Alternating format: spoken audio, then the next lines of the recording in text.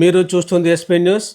Mummidivaram doctor BR Ambedkar బాలికల గురుకుల పాఠశాలలో ఇటీవల 10వ తరగతి విద్యార్థిని అదృశ్యం కేసు నమోదైంది. తదనంతరం చోటు చేసుకున్న పరిణామాలతో ప్రిన్సిపల్ డి శారద, ఉపాధ్యాయుని లవాకుమారి సస్పెండ్ చేసిన అధికారులు.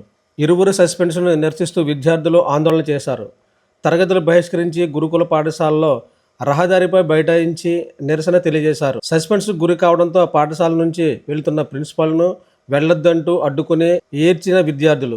ఓ విద్యార్థిని చేసిన పనికి మంచిగా పనిచేస్తున్న టీచర్లను సస్పెండ్ చేయడం తగదంటూ ఆందోళన కొనసాగిస్తున్న విద్యార్థులు సస్పెండ్లను ఉపసంహరించే వరకు ఆందోళన విరమించేది లేదని, ఆహారం ముట్టనని నిరసన తెలుపుతున్న విద్యార్థినులు.